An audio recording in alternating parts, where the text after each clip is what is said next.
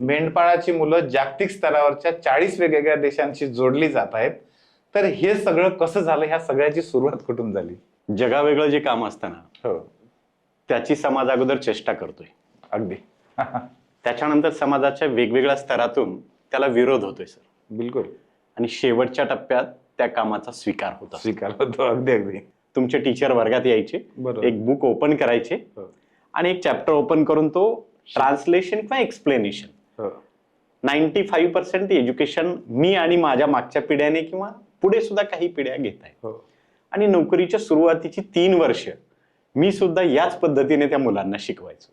काय सिच्युएशन आहे की भारतामध्ये हे जे मार्क्सला इतकं महत्व दिलं जातं, बाहेरच्या देशांमध्ये सुद्धा अशीच सिच्युएशन आहे? शिक्षण म्हणजे मार्क्स मिळवणे आणि त्या मार्क्सच्या आधारावर नोकरी मिळवणे, बस. हे जोपर्यंत आपल्या समाजातल्या व्यक्तींच्या डोक्यातून निघत नाही तोपर्यंत शिक्षणाचा खरा अर्थ या लोकांना कळणार नाही. तर एक सुंदर वाक्य आहे पहा, की नावात काय आहे. म्हणजे 3 वर्षे एका लॅपटॉपच्या माध्यमाने मी माझी खेड्यातली शाळा जगातल्या 40 देशांसोबत जोडू शकलो. शाळा इंटरनॅशनल होण्यापेक्षा माझा विद्यार्थी इंटरनॅशनल कसा होईल. आणि भविष्यात 10 वर्षानंतर एक शिक्षक म्हणून मी पाहिलेलं स्वप्न आहे की ती मेंढपाळाची आणि विटभट्टी कामगारांची मुलं टोकियो शहरामध्ये त्यांची एक कॉलनी असेल. तुम्हाला काय वाटतं पर्सनली की कुठल्या देशातलं शिक्षण हे तुम्हाला उत्कृष्ट वाटलं आतापर्यंत? तर सिंगापूरचं शिक्षण जगात सर्वोत्तम आहे आज.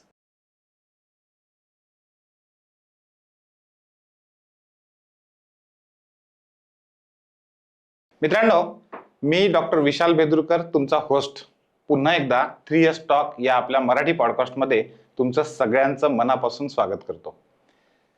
एक मेंढपाळाचा मुलगा IPS झाला आणि महाराष्ट्रातल्या नव्हे देशभरातल्या सगळ्या मीडियानं ही बातमी डोक्यावर घेतली. परंतु महाराष्ट्रामध्ये एक अशी स्टोरी, एक अशी क्रांती सुरू आहे की जी मीडियानं खऱ्या अर्थानं डोक्यावर घेण्याची गरज आहे, परंतु मेनस्ट्रीम मीडियामध्ये ते होताना दिसत नाही. तुम्हाला गंमत वाटेल किंवा खरंही वाटणार नाही, परंतु महाराष्ट्रामध्ये एक अशी शाळा आहे ज्या शाळेमध्ये आजूबाजूच्या शहरांमधून इंटरनॅशनल स्कूलमधून मुलं येतात आणि जिल्हा परिषदेच्या एका खेड्यातल्या डोंगरामध्ये बसलेल्या शाळेमध्ये ती मुलं रोज येतात. जिल्हा परिषदेच्या या शाळेला ऍडमिशन क्लोजचा बोर्ड लावावा लागतो. या शाळेतली मुलं जर्मनी, अमेरिका, US हे जे सगळे वेगवेगळे देश आहेत त्या देशातल्या मुलांशी रोज गप्पा करतात. त्या मुलांना म्हणजे ती मुलं कोणती? प्रायमरी शाळेतली. या प्राथमिक शाळेतली ही जी मुलं आहेत ही वेगवेगळ्या कम्प्युटरच्या लँग्वेजेस शिकतात. ती मोडी लिपी पण शिकतात. ती मुलं साबण कसा तयार करायचा ते पण करतात आणि ती मुलं राज्यपालांसोबत जाऊन राज्यपालांसोबत संवाद पण साधतात. आणि मी हे तुम्हाला खूपच कमी सांगतो आहे, पण हे सगळं ही एक मोठी क्रांती शिक्षणामध्ये होते आहे.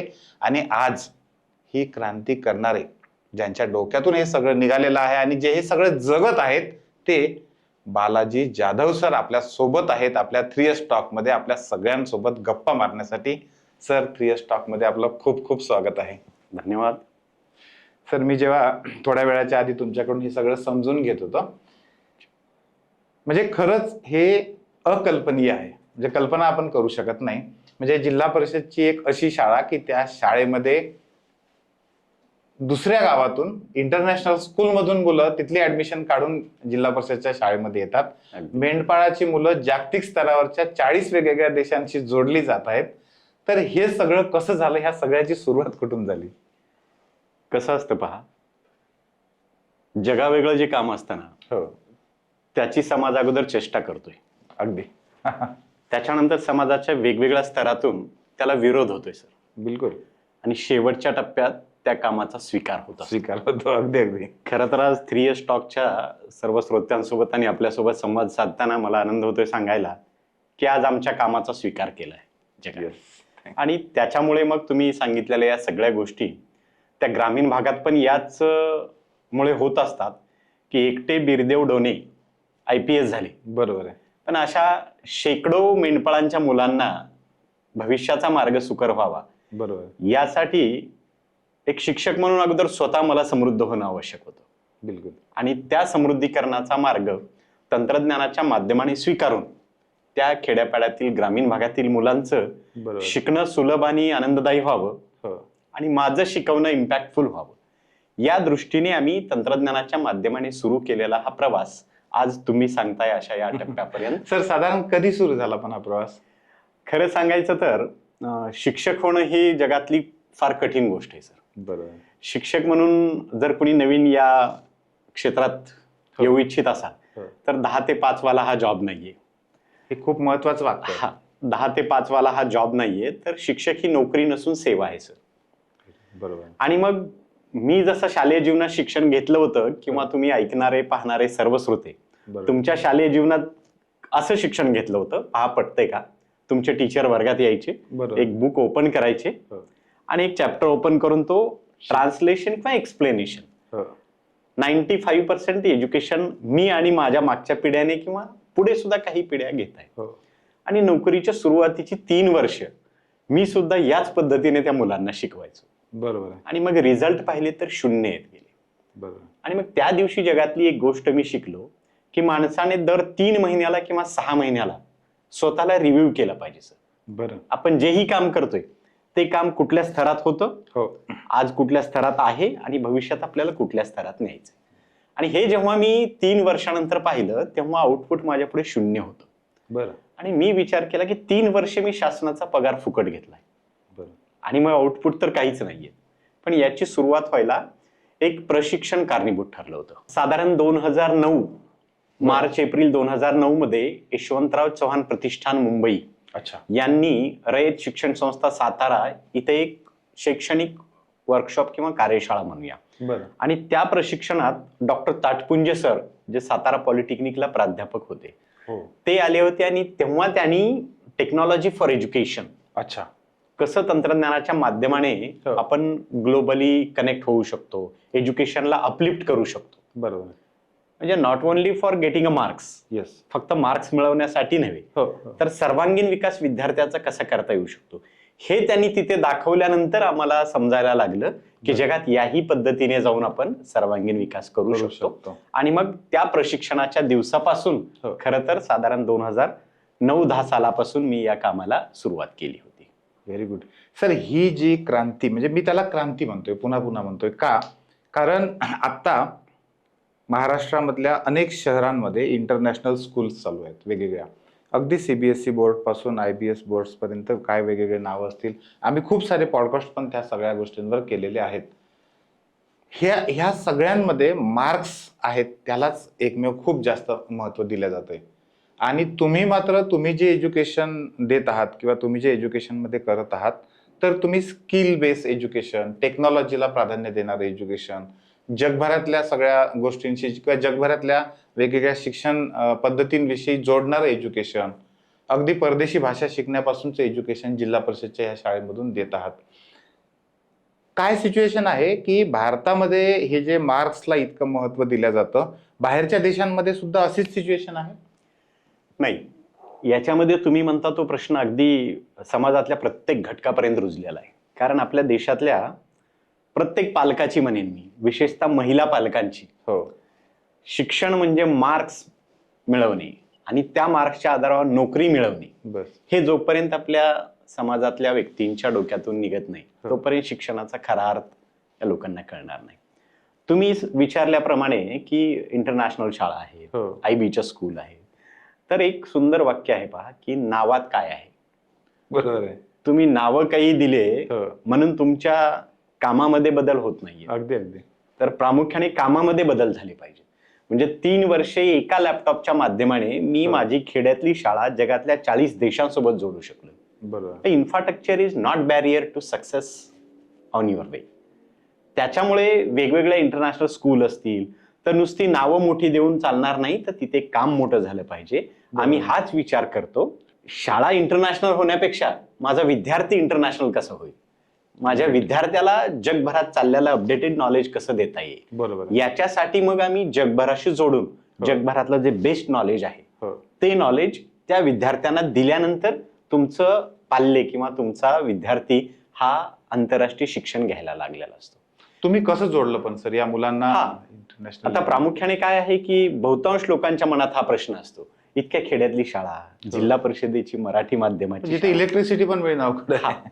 आणि एक मराठी माध्यमात शिकलेला तरुण, हो. प्रायमरी शिक्षक, आणि जगातल्या 40 देशांसोबत ती खेड्यातली शाळा जोडतोय.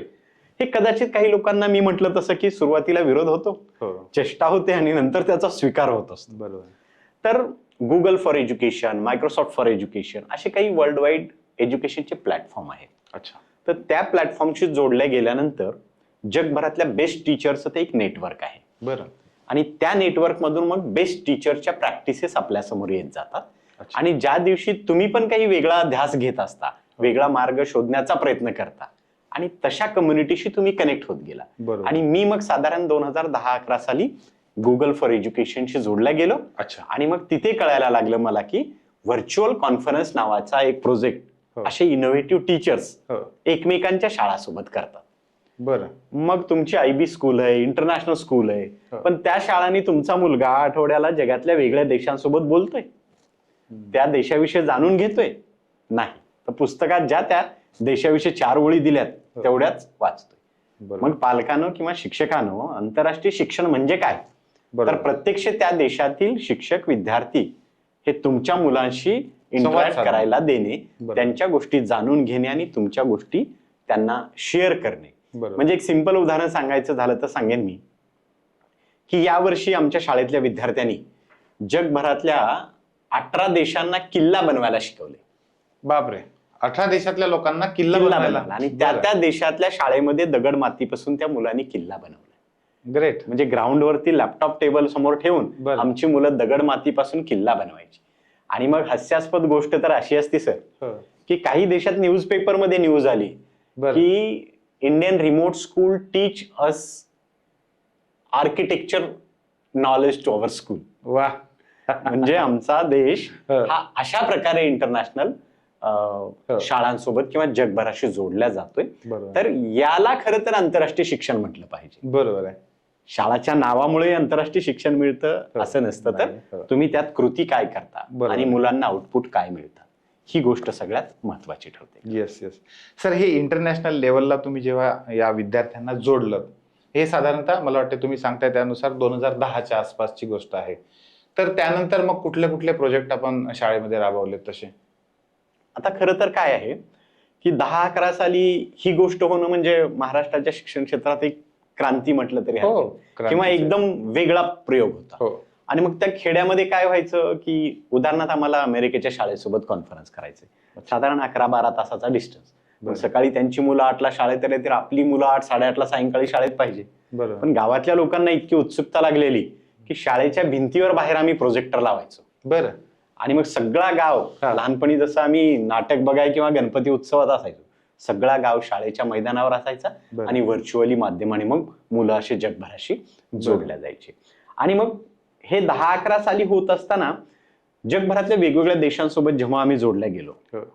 तर तेव्हा कळायला लागलं की हे देश फक्त मार्क्स मिळवण्यासाठी प्रयत्न करत नाही, बरं. तर या देशात मुलं वेगवेगळे प्रोजेक्ट्स करतात. अच्छा. जसं की जपानला 6व्या-7व्या वर्गात मुलांना कम्प्युटर आणि लॅपटॉप बनवण्याचा प्रोजेक्ट असतो. बरं. कम्प्युटर लॅपटॉप बनवण्याचा प्रोजेक्ट, असेंबल करण्याचा प्रोजेक्ट असतो 6व्या-7व्या वर्गात. 6व्या-7व्या. मग पालक किंवा शिक्षक म्हणून आम्ही आज काय विचार करतोय बरोबर. की माझ्या मुलाने रंगीत चित्र दुकानातून आणायची, ते वर्कशीटला चिटकावायची आणि आमचा प्रोजेक्ट झाला. बरोबर. मग कसं आपली मुलं इंटरनॅशनल लेवलला त्या दर्जासाठी टिकून राहतील. बरोबर. आणि मग त्यांच्या माध्यमातून कोणाचं तरी बेस्ट पाहिल्याशिवाय आपल्याकडे पण हा, बेस्ट बरोबर. करण्याची एक वेगळी आयडिया येऊ शकत नाही. बरोबर. आणि मग त्यांचं पाहिल्यानंतर आम्ही ठरवलं की आपल्या शाळेत पण असं काही वेगळं करता येईल का. बरं. मग मला सायन्स शिकवायचंय, गणित शिकवायचंय, तर रेग्युलर मेथडने शिकवून मला काही यश मिळत नव्हतं. बरं. आणि मग मी HTML, जावास्क्रिप्ट या प्रोग्रामिंग लँग्वेज शिकलो. अच्छा. आणि त्याच्यामध्ये छोटे छोटे सर, गेम्स. तुम्ही मगाशी सांगत होतात की तुमचं स्वतः 11वी-12वीचं शिक्षण सुद्धा आर्ट मधून झालंय. अगदी सर. आणि मग तुम्ही हे जे HTML, जावा हे सगळं जेव्हा शिकायला लागलात, तर हे कसं शक्य झालं? लहानपणी माझ्या गुरुजींनी मला एक म्हण शिकवली होती पहा, बरं. इच्छा असेल तर मार्ग सापडतात. हा. मग मी 1ली ते 10वी गावाकडच्या जिल्हा परिषद शाळेत शिकलोय. हो. 11वी-12वी कला शाखेत केले आणि त्यानंतर मराठी माध्यमात DED केले. परंतु काय असतं की जेव्हा तुमच्या समोर समस्या निर्माण होते ना, हो. तेव्हा तुम्हाला 2 मार्ग असतात. बरोबर. एकतर पाठ दाखवून पळून जाणे हो. किंवा दुसरा मार्ग त्या संकटाला तोंड देऊन बरं. त्याच्यासोबत लढाई करून म्हणेन मी तर. आणि तुम्हाला जिंकायचं असतं. आणि मग त्या ग्रामीण भागातल्या गोरगरिबांच्या मुलांना जगातलं हे बेस्ट एज्युकेशन जर द्यायचं असेल तर आमच्या पुढे फंड नसणे हा सगळ्यात मोठा समस्या. बरोबर. एक पर्याय होता मग की स्वतः शिकून मग हे डेव्हलप करून तुम्ही त्यांना देणे. बरोबर. आणि मग या गुगलच्याच प्लॅटफॉर्मच्या माध्यमाने वेगवेगळ्या देशातील शिक्षकांनी मला काही रिसोर्सेस सांगितले, काही प्लॅटफॉर्म सांगितले. आणि मग तिथून मी हे HTML जावास्क्रिप्ट लँग्वेज शिकलो. छोटे छोटे मग मुलांसाठी गेम बनवले, छोटे छोटे व्हिडिओज बनवायला शिकलो, ॲनिमेटेड वेगवेगळे रिसोर्सेस बनवले. तुम्ही स्वतः आधी शिकलात? हा. बरं. कारण कसं आहे की माझं सातत्याने एक म्हणणं येत राहिले की वापरकर्ते होण्यापेक्षा निर्माते झालं पाहिजे माणसाने. कारण मी 4थीच्या विद्यार्थ्यांना इतिहास शिकवतो. त्यात रायरेश्वराच्या मंदिरात छत्रपती शिवाजी महाराज मावळ्यांना घेऊन गेलेले असतात. आणि मग शिवाजी महाराज त्या मावळ्यांना म्हणतात की किती दिवस दुसऱ्याच्या ओंजळीने पाणी पिणार आहात. आमच्या शाळेतल्या एका मुलीने हा प्रश्न विचारला, सर या ओळीचा अर्थ काय असतोय? अच्छा. आणि मग त्या दिवशी मला सुचलं की अरे हे आपल्यालाही लागू होतं. म्हणजे इव्हन मलाच नव्हे तर आपल्या सगळ्यांना लागू होतं की किती दिवस दुसऱ्याच्याच बनवलेल्या गोष्टी आपण वापरणार. अगदी. त्याच्यासाठी आम्ही हे सगळे रिसोर्स स्वतः बनवायला शिकलो. आणि म्हणजे त्याच्यानंतर कॉम्पिटेटिव्ह एक्झामसाठी मी अँड्रॉइड ऍप्स बनवले सर. अच्छा. हा. म्हणजे महाराष्ट्रातला मी पहिला शिक्षक ठरलो की अँड्रॉइड ऍप्स बनवून ग्रामीण भागातल्या मुलांना. हा. आणि त्याचं विशेषतः म्हणजे मी ग्रामीण भागात काम करायचो, इलेक्ट्रिसिटी नाहीये, इंटरनेट नेटवर्क नसायचा, तर मी ते ऍप असे बनवले की ते विदाऊट इंटरनेट ऍक्सेस व्हावे. ग्रेट. हा. वन टाइम तुमच्या टॅबला किंवा लॅपटॉप विंडोजला इन्स्टॉल केलं की ते लाईफ टाइम तुमच्यासाठी फ्री काम करायचे. सर मी काही दिवसाच्या आधी एक आर्टिकल वाचत होतो. त्या आर्टिकलमध्ये हे सांगितलं होतं तेव्हा मला हे खरं वाटलं नव्हतं. त्यांनी हे सांगितलं होतं की तुम्हाला पुढच्या काळामध्ये स्वतःचे ऍप तयार करावे लागतील. अगदी. आणि हे तुम्ही आता सांगतायत की तुम्ही त्यावेळेस ते केलं पण. 14-15 सालामध्ये मी हा प्रयोग केला होता आणि तत्कालीन शिक्षण मंत्री विनोदजी तावडे सर यांनी बोलावून त्याचं व्यवस्थित इनॉग्रेशन करून राज्यभरातल्या हजारो शिक्षकांनी त्याचा वापर करून लाखो विद्यार्थ्यांना त्याचा फायदा झाला. म्हणजे छोट्या छोट्याच गोष्टी पण त्याचा परिणाम जर मोठा असेल तर त्या गोष्टी नक्कीच फायद्याच्या होतात. आणि मग या सगळ्या रिसोर्सेसच्या माध्यमातून शिकवताना माझं टीचिंग इम्पॅक्टफुल होत गेलं आणि मुलांचं शिकणं जॉयफुल होत गेलं. शेवटी शिक्षण म्हणजे काय आहे, या दोन गोष्टी जर उत्तम होत असतील, अदरवाईज पहा एखाद्या शाळेतून येणारी मुलं घरी आलं की पाठीवरचं ते दप्तराचं ओझं टाकून खाली नरम असतं. पण जेव्हा अशा पद्धतीने तुम्ही शिक्षणात नाविन्यपूर्ण प्रयोग करत राहाल तर तुमचं आणि विद्यार्थ्यांचं भविष्य उत्तम असल्यास. सर हे जेव्हा तुम्ही स्वतः शिकलात आणि मग विद्यार्थ्यांना शिकवलं तेव्हा काय इफेक्ट दिसला तुम्हाला मुलांमध्ये? हा. तर काय असायचं की पूर्वी जेव्हा मी नाविन्यपूर्ण पद्धती वापरल्या नाहीत, म्हणजे सब घोडे 12% किंवा ठेविले अनंते तैसेची राहावे, त्याच्या पलीकडे आम्ही विचारच करायचो नाही, तेव्हा मात्र मुलं शाळेत यायला कंटाळायची. त्यांना शाळेत खूप मन लागायचं नाही, माझ्याशी खुलून मुलं बोलायची नाही. आणि मग याशिवाय तर शिक्षण प्रायमरी लेवलचं तर शिक्षण शक्य नाही. तुम्ही आणि मूल हे चांगले मित्र झाले पाहिजेत. आणि मग या नाविन्यपूर्ण गोष्टी जेव्हा मी मुलांसोबत शेअर करायलो, मुलांना शिकवायला लागलो, म्हणजे की मी मुलांना पाठ ड्रामाच्या माध्यमाने शिकवायचो. वेगवेगळे पात्र देऊन त्यांना त्याचं नाटक करायला लावायचो. तो मुलगा त्याच्या आयुष्यात कधी पाठ तो विसरणार नाही. मग हे बदल व्हायला लागले. त्याच्यानंतर मुलांना आम्ही गोष्टीच्या माध्यमाने पाठ शिकवायला सुरुवात केली. आणि मग मुलं स्वतःच्या गोष्टी बनवायला लागली. नुसते बनवायला नाही लागले तर उत्तम गोष्टी सांगायला लागले. तुमच्या शाळेतली मुलं स्वतःच्या गोष्टी लिहितात? हा, स्वतःच्या गोष्टी लिहितात. मग पालकांनी हा विचार करणं अपेक्षित आहे की 8व्या-9व्या वर्षी जर एखादा मुलगा 2री-3रीत उत्तम 5-5 पानाच्या गोष्टी लिहितोय तर तुमचा मुलगा 9व्या-10व्या वर्गात आहे, कधी त्याने गोष्ट लिहिली का? आणि माझ्याकडे 2री-3रीचे विद्यार्थी आहे सर, वर्षभरात स्वतःच्या 25 ते 30 गोष्टी लिहितात स्वतःच्या. आणि या सगळ्या मुलांचं एक आम्ही ई बुक बनवतो आणि एकमेकांच्या गोष्टी त्या बनवत जातात. आणि याच्या पुढे जाऊन मग जेव्हा असे प्रयोग करायला लागलो तर मी as a tech savvy teacher, तर आम्ही शाळेत एक छोटा स्टुडिओ बनवला. आणि मग हे मुलं गोष्टी वाचायचे, स्वतः लिहायचे. म्हणजे त्यांचा प्लॅटफॉर्म पण तुम्ही तयार केला? येस. कारण भविष्यवेधी शिक्षण म्हणजे काय? तर आज गणित शिकवलं, मार्क्स मिळवले आणि माझं काम संपलं असं नाही. तर भविष्यात तुला 15 वर्षांनी जे जे करिअर्स असणार आहे त्याच्यामध्ये तुला एंटर करताना कमीत कमी त्रास व्हावा, ही वाट करून देणे म्हणजे भविष्यवेधी शिक्षण. तर मी त्या मुलांना आज लेखक करतोय सर. त्या बरं. मुलांना त्या स्टुडिओमध्ये उत्तमपणाने गोष्टी सांगायला शिकवले मी. आणि बरं. मुलं मग टीव्ही चॅनलवरच्या रिपोर्टर सारखे बरं. उत्तम गोष्टी त्या सांगतात.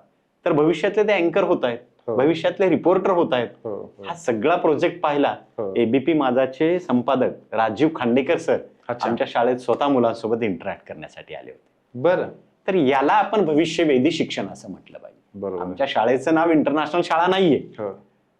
पण जिल्हा परिषदची शाळा आहे, Yes. पण इंटरनॅशनल शाळेपेक्षा खऱ्या अर्थाने तुम्ही असे शिक्षण प्रयोग देता. केल्यानंतर तुमचं स्कूल हे आंतरराष्ट्रीय दर्जाचं शिक्षण देऊ शकतं. बरोबर आहे. सर, साधारणतः 2010-11च्या आसपास समजा हे तुम्ही सगळं सुरू केलं होतं, तर त्यावेळेसची जी मुलं आहेत, म्हणजे आता एक कमीत कमी 12-13 वर्षाचा तरी पिरियड झाला असेल, अगदी. तर त्या मुलांच्या आत्ताच्या करिअरमध्ये त्याचं काही रिफ्लेक्शन तुम्हाला दिसतंय? हा, डेफिनेटली. कारण त्यावेळेस कॉम्पिटेटिव्ह एक्झामवरती आम्ही खूप चांगला फोकस करायचो. बरं.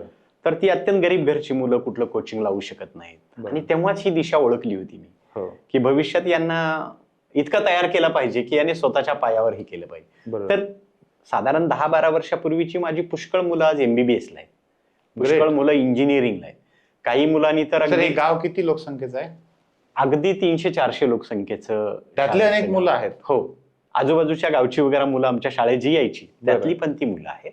आणि आम्ही जे कॉम्पिटेटिव्ह एक्झाम घ्यायचो ना, हो. त्यातून आर्मी, पोलीस याच्यामध्ये मुलांना इतका फायदा झाला बरं. की 12वी झाली की काही मुलं अवरेज होती, हो. पण त्यांचं स्पर्धा परीक्षेचा प्लॅटफॉर्म इतका परफेक्ट झाला बरं बरं. की त्यांनी ग्राउंड क्लिअर करून आज माझी कितीतरी मुलं पोलीस झाले. ते झाल्यानंतर घरी येतात की सर, तुम्ही 4थीला शिकवलेलं स्कॉलरशिपचा आमच्या पोलीस भरतीत येतं म्हणतो.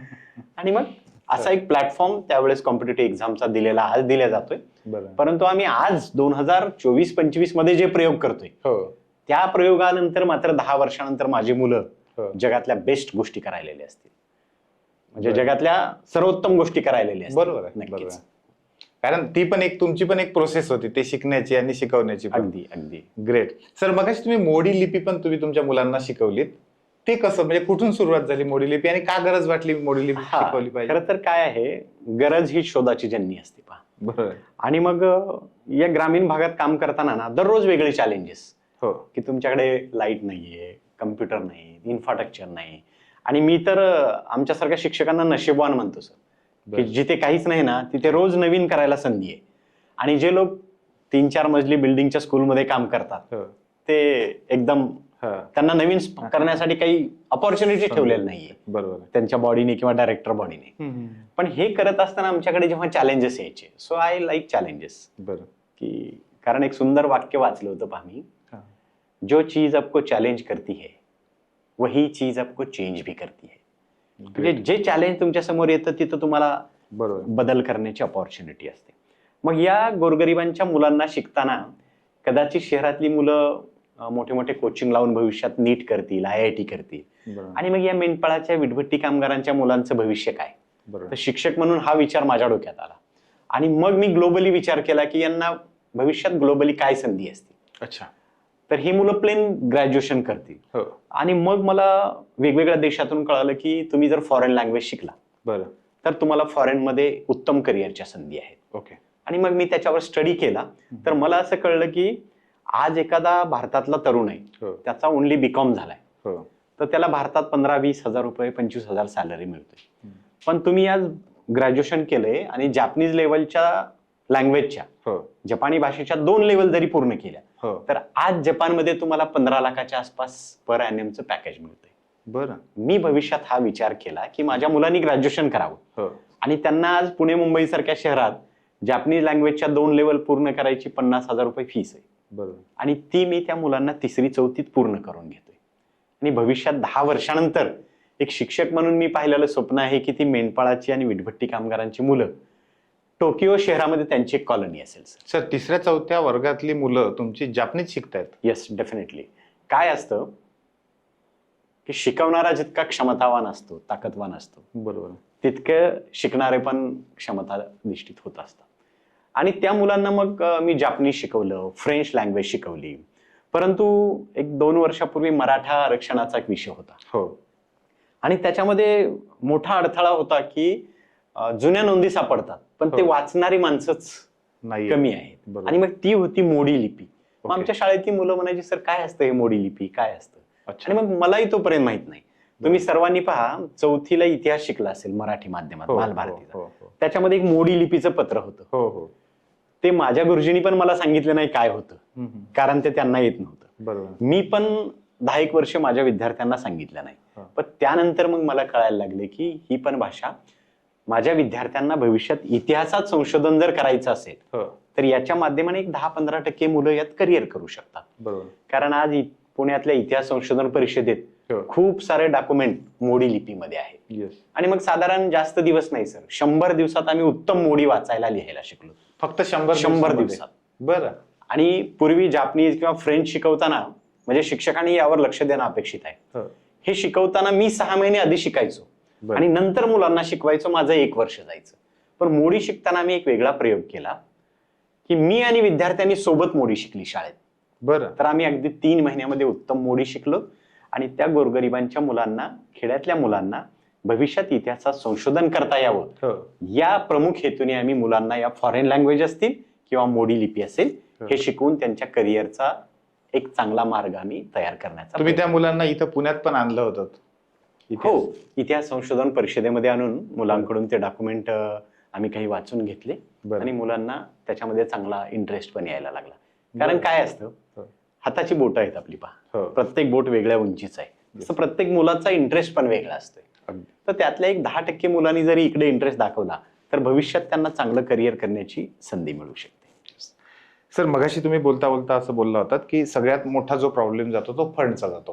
कारण हे एवढं सगळं वेगळ्या पद्धतीनं करायचं तर आपल्याला फंड लागतो. आणि या फंडसाठी तुम्ही CSR जो फंड आहे त्याचा उपयोग करणं सुरू केलं. तर ती सुरुवात कशी झाली? मुळात CSR फंड ही काय कन्सेप्ट आहे? हा, आता ही खरं तर राज्यभरातल्या ग्रामीण भागातल्या शाळांसाठी अतिशय उपयुक्त अशी बाब आहे. बरं. म्हणजे आपल्या सर्व श्रोत्याच्या माध्यमातून सर्व श्रोत्यांनी ही गोष्ट ऐकून इम्प्लिमेंट केली तर खरं तर आजचा पॉडकास्ट उपयुक्त असेल आपणास. CSR फंड म्हणजे काय असतं, ज्याला कॉर्पोरेट सोशल रिस्पॉन्सिबिलिटी असं म्हटलं जातं. ज्याही कंपन्या आहेत त्या कंपन्याच्या प्रॉफिट मधला 3% हा तुम्हाला समाजासाठी देणं अपेक्षित असतं, असा नियम आहे आपल्या इथं. बरं. आणि मग ते लोक काय करतात की जिथे उत्तम काम सुरू आहे तिथे ते देतात. आणि मग ग्रामीण भागातल्या जिल्हा परिषदेच्या शाळांना फंडची प्रचंड आवश्यकता आहे. म्हणजे मी बऱ्याच गोष्टी शिकल्या परंतु माझ्याकडे इंटरॅक्टिव्ह पॅनल नाहीये, मला टॅबलेट क्लासरूम बनवायचा आहे, डिजिटल क्लासरूम बनवायचा आहे. तर याच्यासाठी मग हे फंड येणार कुठून? बरोबर. पहिला टप्पा असतो त्याचा की लोकसहभाग, म्हणजे पालकांकडून घ्या. पालकच आमचे मेंढपाळ आहेत, भाकरीसाठी त्यांचीच वणवण सुरू आहे, कुठून पैसे येणार? आणि मग अशा वेगवेगळ्या प्लॅटफॉर्मवरून आम्हाला समजायला लागलं की CSR फंड तुम्हाला मिळू शकतो. अच्छा. मग त्याचा थोडा अभ्यास केल्यानंतर वेगवेगळ्या लोकांना मी काही प्रपोजल दिले. परंतु तेव्हा मला असं कळायला लागलं सुरुवातीच्या टप्प्यात की चमत्कार असेल तर नमस्कार असतो बा, उगीच कोणी कोणाला फंड देत. बरोबर. तर तुम्ही काही जगावेगळी वाट शोधत असाल, जगावेगळे प्रयत्न करत असाल तर तुम्हाला CSR फंड मिळू शकतो. बरं. आणि मग आता तर आम्हाला लाखो रुपये CSR फंड मिळतोय. अच्छा. तर त्याच्यासाठी मित्रांनो, तुम्ही तुमचं काम हे वेगळ्या मार्गाने घेऊन जाणं अपेक्षित आहे आणि त्याचा उद्दात हेतू असला पाहिजे, त्याचे रिझल्ट हे उत्तम दिसले पाहिजेत. तर तुम्हाला जगभरातून पाहिजे एवढ्या फंड तुम्हाला मिळू शकतात. अगदी आम्हाला बाहेरच्या राज्यातून सुद्धा फंड भेटले सर. बरं. आणि त्याच्या माध्यमातून मग आमचं ग्रामीण भागातलं शाळेचं इन्फ्रास्ट्रक्चर आम्ही डेव्हलप करून आमच्या मुलांच्या शिकण्यातला अडथळा आम्ही दूर केलेला आहे. खरं तर हा एक मोठा धडा आहे म्हणजे सगळ्या लोकांसाठी की जिल्हा परिषदच्या शाळांनी फक्त शासनाकडून येणाऱ्या निधीवर न अवलंबून राहता असं CSRच्या माध्यमातून जर का फंड आपण जमा करू शकलो तर निश्चित त्यांना मूलभूत सुविधा पण देता येतील आणि चांगल्या दर्जाचं शिक्षण पण देता येईल. अगदी सर, त्याच्यासोबत तुम्ही जो एक फेलोशिपचं मगाशी सांगत होता, तर फेलोशिप हा मुळात काय प्रकार असतो, तो कोणाला अवेलेबल होतो, तुम्ही ते कसं मिळवलं? प्रामुख्याने 2-3 भागामध्ये मी याचं विश्लेषण करेन. शालेय जीवनात किंवा नोकरीला लागल्यावर सुद्धा माझी संकल्पना सांगतो. फेलोशिप या सायंटिस्ट लोकांसाठी, मी पण तेवढं डॉक्टर लोकांसाठी असतात, हा बहुतांश लोकांचा समज असतो म्हणून त्याला. परंतु जेव्हा मी जगभराशी जोडल्या गेलो तर तेव्हा कळायला लागले की शिक्षणात सुद्धा फेलोशिप्स असतात. बरं. मग त्याच्यात 2 प्रकार आहेत. बरं. पहिला मुद्दा शिक्षकांसाठीच्या फेलोशिप्स असतात. अच्छा. दुसरा मुद्दा विद्यार्थ्यांसाठी सुद्धा फेलोशिप असतात. बरं. म्हणजे आपला आजचा पॉडकास्ट पाहणारे शिक्षक असतील, पालक असतील किंवा तुम्ही कॉलेजचे विद्यार्थी असाल, तुमच्या या सगळ्यांसाठी फेलोशिप्स आहेत. त्यात पहिलं मी आता शिक्षकांबद्दल बोलेन की मला आतापर्यंत साधारण 11 इंटरनॅशनल फेलोशिप भेटल्या. 11 इंटरनॅशनल फेलोशिप भेटल्या. तर त्यासाठी खूप मोठा डोंगर उचलण्याची आवश्यकता नसते. जसं मी थोड्या वेळापूर्वी सांगितलं की गोष्टीच्या शाळेच्या माध्यमातून आमच्या मुलांना आम्ही शिकवण्याचा प्रकार सुलभ केला. मुलं गोष्टी तयार करायली, मुलं गोष्टी लिहायला लागली, सांगायला लागली, रेकॉर्ड करायला लागली. तर याच्याबद्दल मला एक अमेरिकेची फेलोशिप भेटली. बरं. म्हणजे काय करावं लागतं, फेलोशिप मिळवण्यासाठी एक प्रोजेक्ट निवडावा लागतो तुम्हाला. अच्छा. तुम्ही ज्याही क्षेत्रात काम करताय मित्रांनो, त्या क्षेत्रातली एखादी समस्या निवडा. ती समस्या सहज कशी सोडवता येईल याच्याबद्दल तुम्ही एक काहीतरी प्रॉडक्ट म्हणू आपण त्याला, किंवा एक थीम म्हणूया, संशोधन प्रकार म्हणून ती निवडून ती तुम्हाला काही दिवस, काही महिने किंवा काही वर्ष इम्प्लिमेंट करून त्याचे रिझल्ट काय आले हे सगळं नुसतं राबवणूक करून होणार नाही मित्रांनो. त्याचं तुम्हाला डॉक्युमेंटेशन करावं लागेल. आणि ते डॉक्युमेंटेशन करून मग तुम्ही जगभरात अशा खूप साऱ्या इन्स्टिट्यूट आहेत की ज्या तुम्हाला अशा फेलोशिप्स देऊ शकतात. म्हणजे मला नॅट जिओची फेलोशिप भेटली. अच्छा. सिडनीला त्यासाठी मी त्या फेलोशिप निमित्त गेलेलो होतो. तर सिंपलचा प्रोजेक्ट होता की गांडूळ खत बनवतो आपण. तर ते गांडूळ खत बऱ्याच शाळांनी, गावांनी बनवतात. पण आम्ही प्रयोग केला होता की गांडूळ खत नॅशनल जिओग्राफीच्या माध्यमातून स्कूलमध्ये बनवून तो गावातल्या शेतकऱ्यांना देऊन त्यांच्या शेतीतून भाजीपाल्याचं उत्पादन वाढवून त्यांचं आरोग्य सुधारणे. अच्छा. अशा 3-4 लेवलवर त्याची लेवल होती. अशा पद्धतीने तुम्ही वेगळी वाट जेव्हा शोधून एक प्रोजेक्ट मध्ये त्याला रूपांतरण करता आणि तो प्रोजेक्ट त्या इन्स्टिट्यूटला तुम्ही सबमिट करायचा असतो. सबमिट केल्यानंतर तुमचा एक इंटरव्ह्यू सुद्धा होतो त्या संदर्भाने. अच्छा. प्रोजेक्ट किंवा फील्ड व्हिजिट पण होऊ शकते. आणि त्याच्यानंतर मग तुम्हाला त्याबद्दल फंड मिळतात. वेगवेगळे फंड असतात. 2 लाख, 3 लाख, 5 लाख, 10 लाख असे वेगवेगळे फंड असतात. आणि त्याच्यानंतर मग तुम्हाला फॉरेनला जाण्याची अपॉर्च्युनिटी मिळते, कदाचित काही फील्ड व्हिजिटची अपॉर्च्युनिटी मिळते. आणि यातून मग अनेक फायदे आहेत. अच्छा. जसं फायनान्शियल सपोर्ट मिळतो, वर्ल्ड वाईड तुमचे कॉन्टॅक्ट वाढतात, तुमचा जो रिसर्च आहे तो जग ऍक्सेप्ट करतो, ही सगळ्यात आनंदायी बाब. हे झालं शिक्षकांच्या किंवा कुठल्याही क्षेत्रातल्या फेलोशिप बद्दल.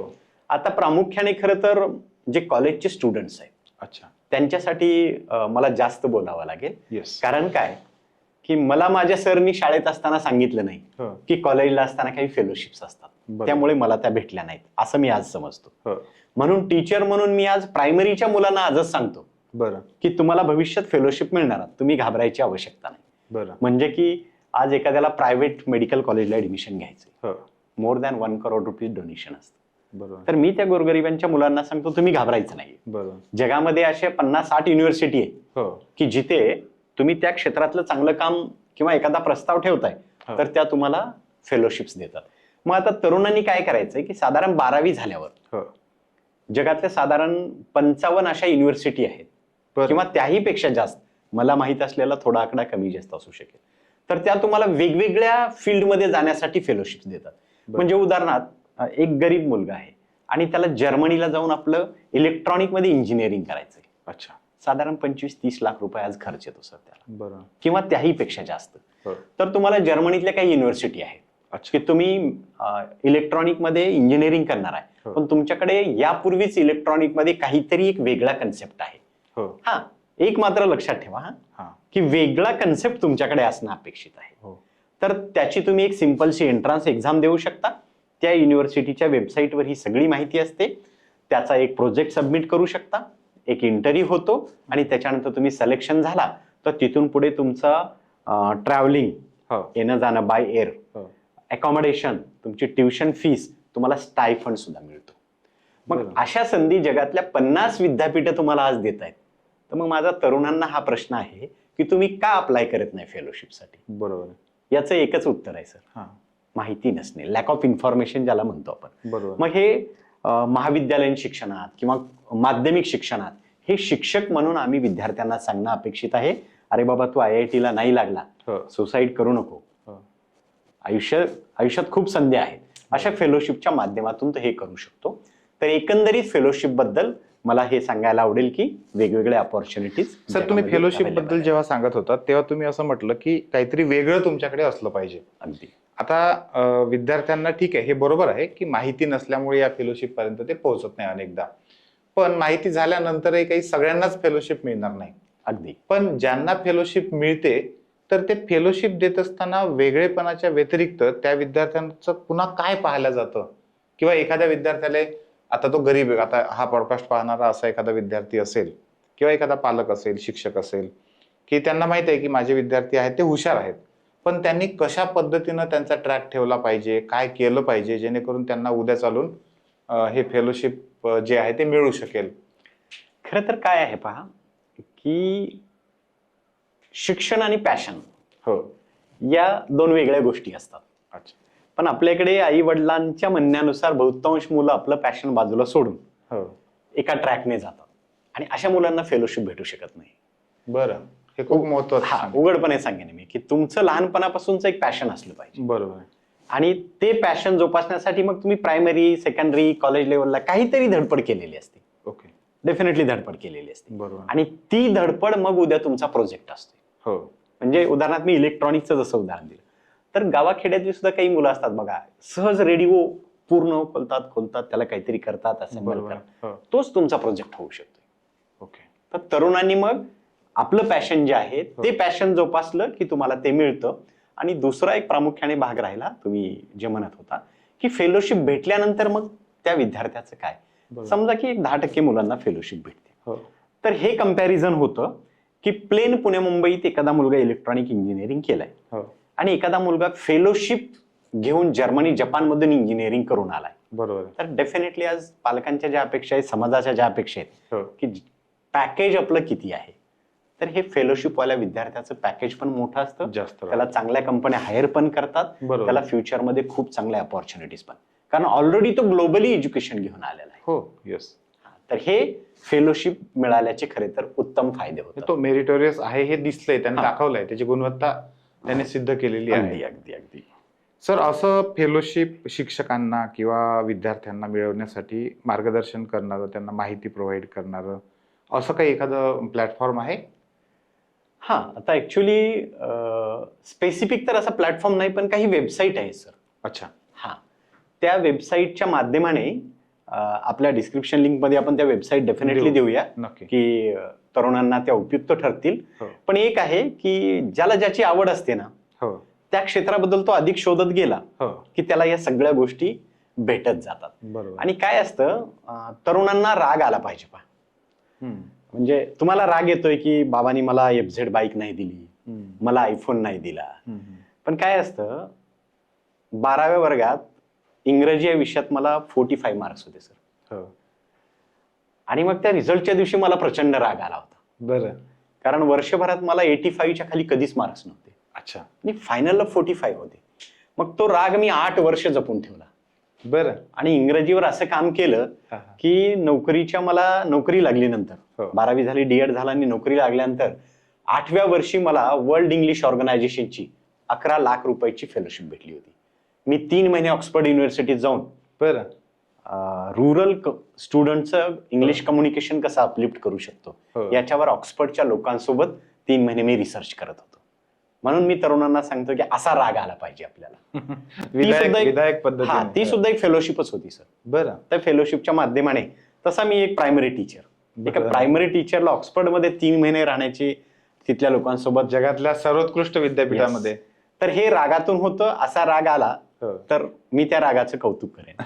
पुन्हा कुठल्या फेलोशिप तुम्हाला आणि कुठल्या कारणासाठी घेतल्या? हा, खरं तर टेक्नॉलॉजीतल्या एका AR रिसोर्सेस साठी होत्या, ज्याला अग्युमेंटेड रियालिटी असं म्हटलं जातं. अग्युमेंटेड रियालिटी म्हणजे कसली टेक्नॉलॉजी आहे पहा, की मी शाळेत असताना आमचे सर आम्हाला भूकंप शिकवायचे, सुनामी शिकवायचे, वनस्पती शिकवायचे आणि मग त्या गोष्टी पुस्तकातलं चित्र पाहून जेवढं समजेल तेवढं समजायचो आम्ही. पण आज AR टेक्नॉलॉजी अशी आहे की मी बी लावल्यापासून त्याच्या मुळा कशा वाढायल्यात हे विद्यार्थ्याला दिसते, त्याच्या खोडाची वाढ कशी होत चालली आहे, त्याच्या फांद्या कशा वाढत चालल्यात, पानांची वाढ कशी होत आहे, या सगळ्या गोष्टी प्रात्यक्षिकपणे दिसायला लागतात. बरं. याला AR टेक्नॉलॉजी असं म्हटलं जातं. म्हणजे उदाहरणार्थ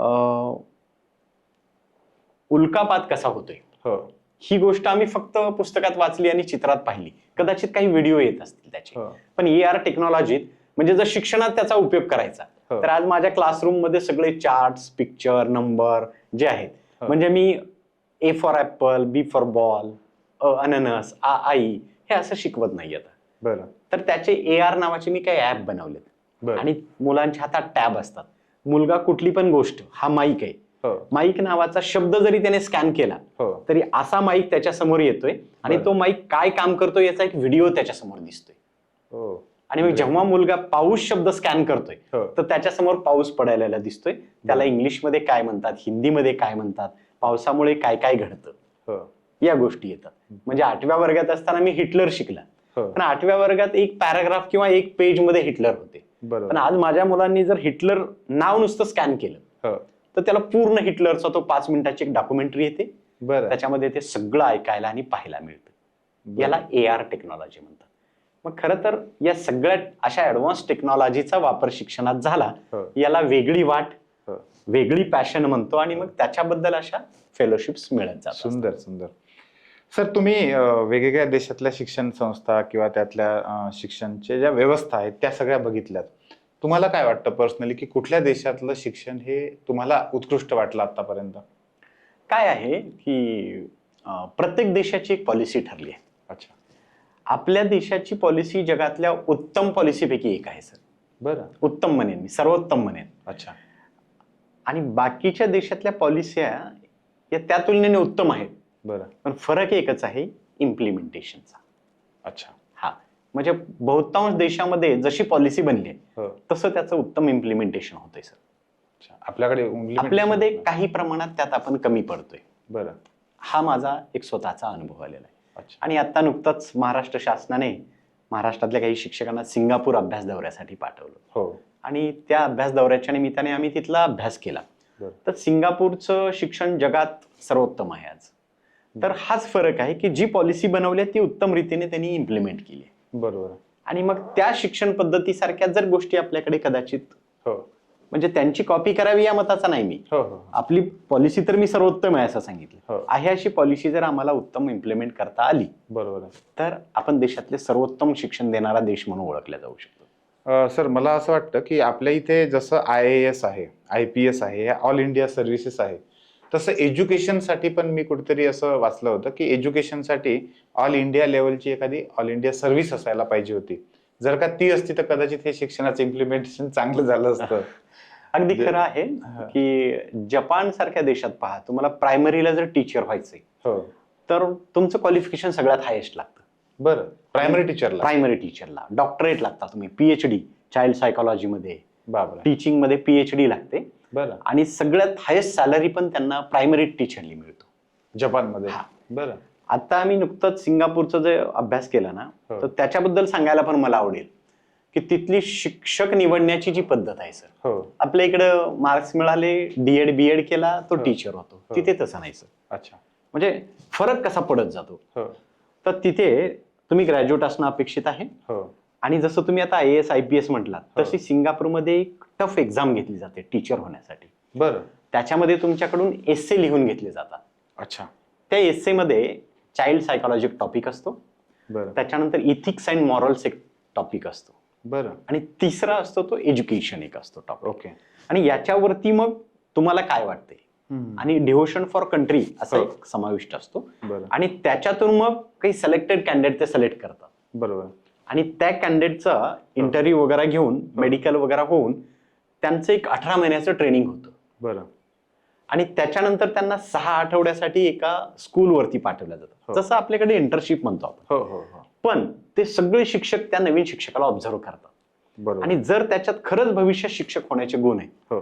तरच त्याला गव्हर्नमेंटला हे करतात की हा शिक्षक होऊ शकतो. अदरवाईज स्पष्टपणे सांगतात. आणि मुळात हे प्रामाणिकपणे इम्प्लिमेंट होतं. हा, मी जे सांगितलं इम्प्लिमेंटेशन ते इथं होतं. आणि त्याला पुन्हा 4 आठवड्याचं ट्रेनिंग देऊन केल्या जातं आणि मग शिक्षक तो समृद्ध होत जातो. आपला सगळा रोग इम्प्लिमेंटेशन मध्ये आहे. हा, थोड्याफार प्रमाणात आपण तिथे फसत चाललेलो आहोत हो. किंवा गेलेलो आहोत. बरोबर आहे. सर आज प्रत्येक पालकाला असं वाटतं की माझं जे मूल आहे ते इंटरनॅशनल लेवलला गेलं पाहिजे, शिकलं पाहिजे, मोठं झालं पाहिजे, जागतिक लेवलला त्यांनी काम केलं पाहिजे. अगदी प्रत्येक पालकाला वाटतं. पण काही बेसिक लेवलचे प्रश्न प्रत्येक पालकांना वाटतात. मला हे काही बेसिक प्रश्न तुम्हाला विचारायचे आहेत. अगदी. त्यातला पहिला प्रश्न मला तुम्हाला हा विचारायचा आहे, की पालकांनी मुलांची शिक्षणाचं जे माध्यम आहे ते निवडत असताना इंग्रजीला प्राधान्य दिलं पाहिजे की मातृभाषा निवडली पाहिजे प्रायमरी लेवलला? आता जितक्याही देशांसोबत माझा संपर्क आलाय, जितक्याही मोठ्या शास्त्रज्ञ असतील, शिक्षण तज्ञ असतील किंवा ज्या ज्या क्षेत्रामध्ये सक्सेस झालेले लोक आहेत, त्यांचं मी वाचलंय, ऐकलंय, काही जणांकडून प्रत्यक्ष अनुभवलंय की साधारण वयाच्या 10 ते 12 वर्षापर्यंत जर मातृभाषेतून शिकले प्रत्येक गोष्ट, कुठलीही गोष्ट वयाच्या 10 ते 12व्या वर्षापर्यंत, हा बरं, तर ती गोष्ट कमी वेळात सहजपणे शिकता येते आपल्याला. बरं.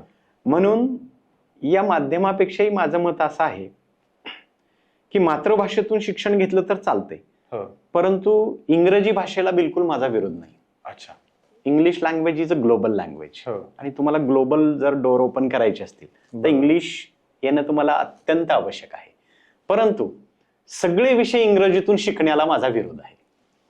की मला शिवाजी महाराजाचा इतिहास शिकायचा आहे महाराष्ट्रात राहून, तर मी तो इंग्लिशमध्ये का शिकावा? बरोबर. तो मी माझ्या मातृभाषेत उत्तम शिकू शकतो. बरोबर. पण जे भविष्यात तुम्हाला करायचे ती गोष्ट जर करायची तर ती डेफिनेटली तुम्ही इंग्लिश मधून शिकू शकता. मॅथ आहे, सायन्स आहे, हे ग्लोबली चालणार आहे, उद्या तुमच्या फ्युचरच्या कामात येणार आहे, तर ते तुम्ही डेफिनेटली शिकावं. आणि दुसरं एक माझं ओपिनियन आहे की माध्यम किंवा बोर्ड जे आहे सर, त्याचा एक 7 to 8% इम्पॅक्ट राहतो माझ्या माहितीने. बरं. याच्यापेक्षा जास्त इम्पॅक्ट राहत फक्त 7 to 8%? मॅक्स 10% इम्पॅक्ट म्हणेन मी, 10% पेक्षा नाही. आज कुठल्याही एक्झाम घ्या, देशातल्या IAS घ्या, MPSCच्या घ्या, नीट घ्या, IIT घ्या, त्यात सुद्धा मराठी माध्यमातून गेलेली पुष्कळ मुलं आहेत जे वेल सक्सेस झाले. ओके. हो, आणि तो रेशो काढला तर मग या मुलांचं प्रमाण इतकं फरक नाही. सर, आपण असं म्हणू शकतो मग की जे सेमी इंग्लिश माध्यम आहे, म्हणजे मॅथ सायन्स समजा इंग्लिश मधून शिकवतात आणि बाकीचे विषय मराठीतून शिकवतात, हा त्यातल्या त्यात चांगला पर्याय आहे? हा, आता या पॉडकास्टच्या माध्यमाने हे एक सांगायला आवडेल की सेमी इंग्रजी हे माध्यम नव्हे. अच्छा. मराठी आणि इंग्रजी हे माध्यम आहेत. सेमी इंग्रजी हा त्या दोन्ही मधला काढलेला एक पळवाट आहे. बरं. मार्ग आहे. महाराष्ट्र सोडता बाकीच्या कुठल्याही राज्यात हे मीडियम नाहीच आहे. बरं. हा, ते शिकवतात. अच्छा. इंग्लिश मीडियम म्हणून किंवा मराठी मीडियम, आपल्या इथे त्याला एक सेमी म्हणून नाव काढलं तर ते माध्यम नाहीये, पण हा एक मधला मार्ग आहे. बरोबर. आणि तो मार्ग उत्तम आहे सर. अच्छा, उत्तम. बरं. की ज्याही पालकांना असं वाटतंय की आपल्याला नाही इंग्रजी माध्यमात शिकवायचं, तर तुमची मुलं उद्याच्या स्पर्धेत टिकण्यासाठी मॅथ सायन्स तुम्ही या भाषेतून शिकवलं तर तुमच्या मुलाला भविष्यातले. आता आपला हा पॉडकास्ट पाहणारे महाराष्ट्रातले हजारो नव्हे लाखो असे पालक आहेत की त्यांना हा प्रश्न, मूलभूत प्रश्न पडतो. अगदी अगदी. की ठीक आहे, म्हणजे इंग्लिश माध्यमातून शिक्षण दिलं पाहिजे, पण इंग्लिश माध्यमातल्या शाळा कमी आहेत, त्यांच्या फीस प्रचंड आहेत, आणि मराठी माध्यमातल्या शाळा आहेत, पण त्यांना असं वाटतं की कुठेतरी मुलांनी इंग्रजी शिकलं पाहिजे. तो एक न्यूनगंड म्हणतो तो असतो. मग सेमी इंग्लिश मधून जर समजा अशा पद्धतीने चांगलं एज्युकेशन मिळत असेल तर ते दिलं पाहिजे असं तुम्हाला वाटतं? अगदी.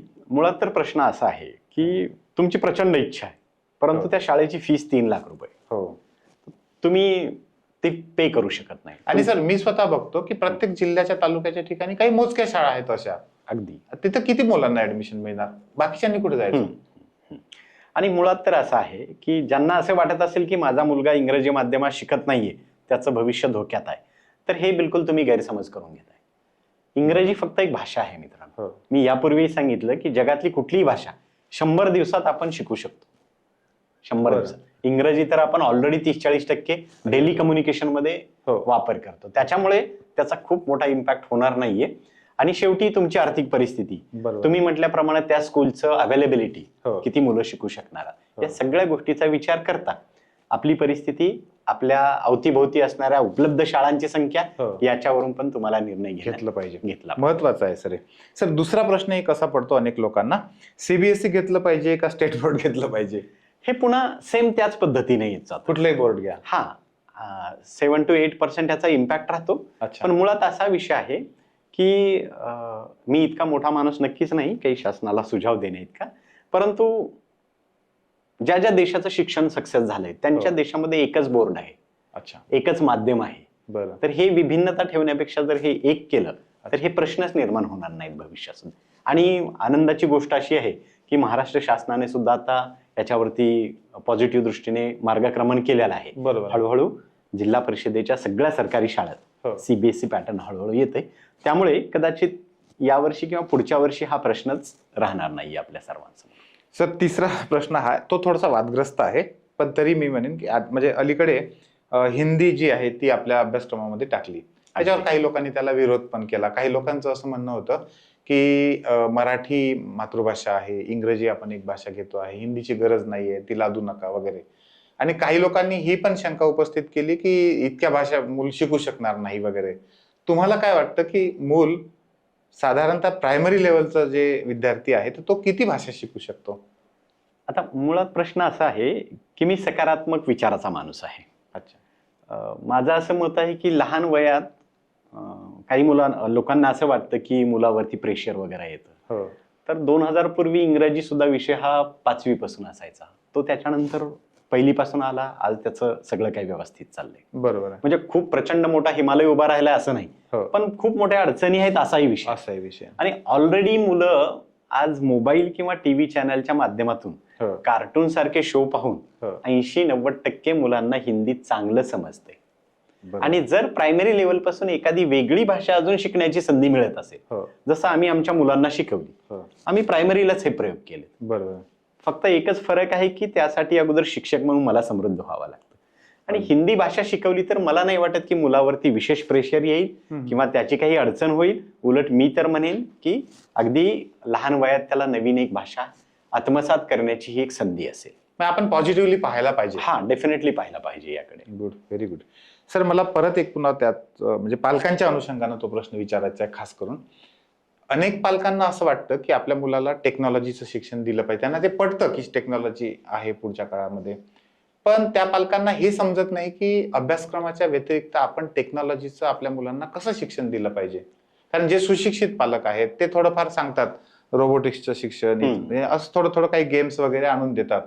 पण जे सर्वसामान्य पालक आहेत, ज्यांचं कदाचित काही असे ऑटो रिक्षावाले असतील की जे ऑटो रिक्षा चालवतात, शेतकरी आहेत, सर्वसामान्य आपलं एक 9 ते 5 ची नोकरी करणारे लोक आहेत, त्यांना जर असं वाटत असेल की माझ्या मुलाने टेक्नॉलॉजीचं शिक्षण घेतलं पाहिजे तर ते काय करू शकतात? कारण तुमचा इतक्या वर्षाचा अनुभव आहे. अगदी एक सामान्य कुटुंबातल्या मुलांनी तंत्रज्ञानाचं शिक्षण भविष्यासाठी जर घ्यायचं म्हटलं तर त्याचा विचार करून भारत सरकारने आणि महाराष्ट्र शासनाने नवीन राष्ट्रीय शैक्षणिक धोरण 2020 आणले. हो. आणि त्याच्यामध्ये या सगळ्या गोष्टीचा समावेश केलाय. बरं. 6व्या वर्गापासून प्रत्येक शाळेत प्रत्येक मुलाला कोडिंग प्रोग्रामिंग शिकायला मिळणार आहे. हो. आणि या कोडिंग प्रोग्रामिंगच्या आधारेच भविष्यात टेक्नॉलॉजीमध्ये ते लोक हेल्प करणार आहेत. बरं. पूर्वी काय व्हायचं की इंजिनिअरिंगला जाईपर्यंत हे मुलं त्यापासून दूर हो, असायचे. हो. त्यामुळे आपल्याकडे इनोव्हेशन्स खूप होऊ शकले नाही. बरोबर. जॉब मिळवण्यासाठी धडपड असायच्या. हो.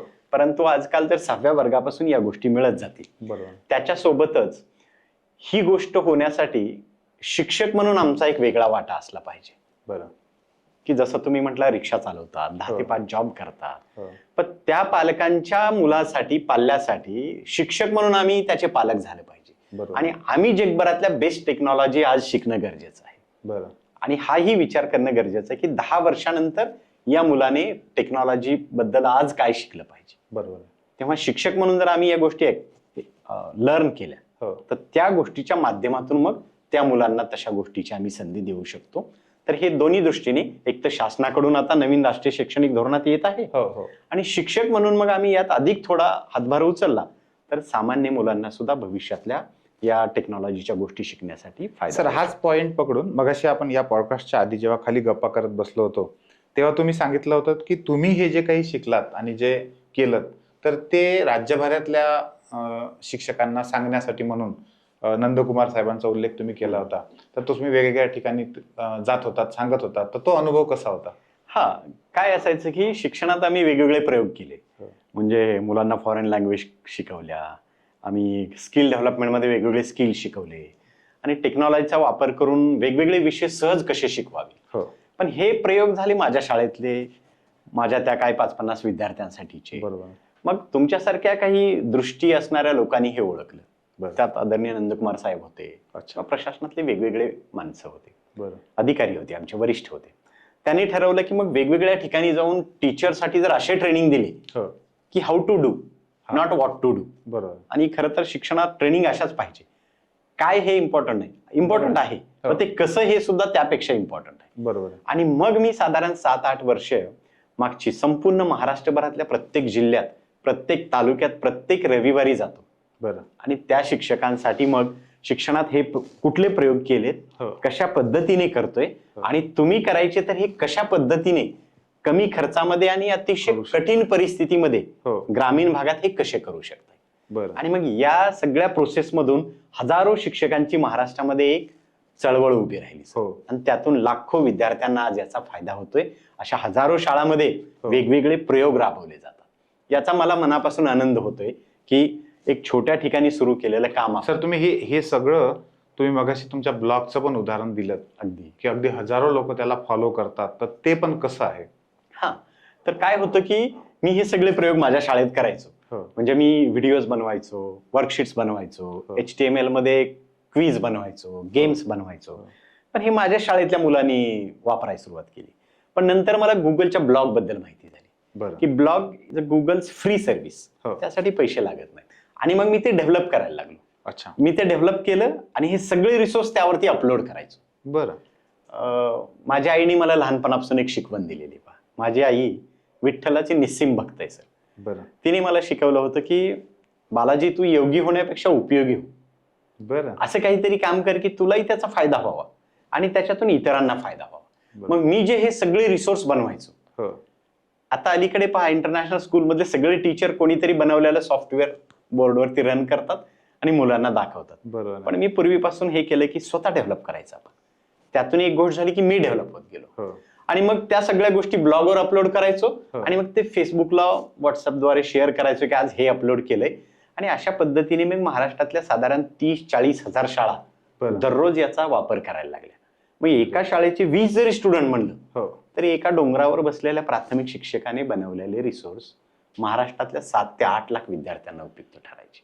कदाचित आता आपला हा पॉडकास्ट पाहणाऱ्या लोकांना मी सुरुवातीला जे बोललो होतो की ही क्रांती होते आहे, तर त्या क्रांती शब्दाचा अर्थ आता कळला असेल. अगदी अगदी. की म्हणजे ती एका गावापुरती, एका शिक्षकापुरती, एका शाळेपुरती, एका विद्यार्थ्यांपुरती मर्यादित नाही, तर ती महाराष्ट्रातल्या कानाकोपऱ्यापर्यंत पोहोचवण्यासाठी आपण या पद्धतीने करतात.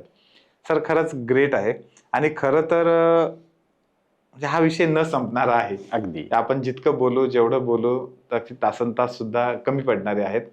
पण मला या ठिकाणी विशेष तुमचे आभारही याच्यासाठी मानायचे आहेत की हा जो पॉडकास्ट आहे, या पॉडकास्टच्या माध्यमातून पालकांना वेगळी दिशा मिळेल, स्टुडंटला निश्चितपणे वेगळी दिशा मिळेल.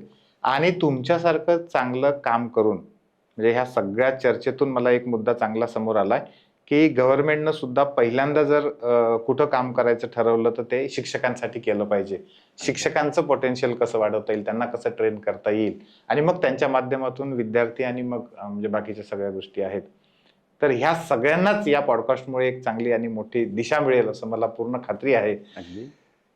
सगळ्यांना नम्र विनंती आहे की शिक्षण ही आपली मूलभूत गरज आहे. अन्न, वस्त्र, निवारा जेवढा महत्वाचा आहे तेवढीच आज शिक्षणाची गरज आहे. आणि शिक्षणाविषयी अत्यंत मूलभूत बदल आपल्यामध्ये करू शकणारा हा पॉडकास्ट आहे. हा पॉडकास्ट तुम्ही स्वतः बघा, जास्तीत जास्त लोकांपर्यंत तो शेअर करा, जेणेकरून सगळ्यांना त्याचा मोठ्या प्रमाणात फायदा होईल. आणि अजूनही चॅनलला सबस्क्राईब केलं नसेल तर चॅनलला सुद्धा सबस्क्राईब करा. सर, मनापासून खूप खूप आभार. खूप चांगल्या पद्धतीने तुम्ही अत्यंत सुंदर पद्धतीनं हे सगळं मार्गदर्शन या ठिकाणी केलं.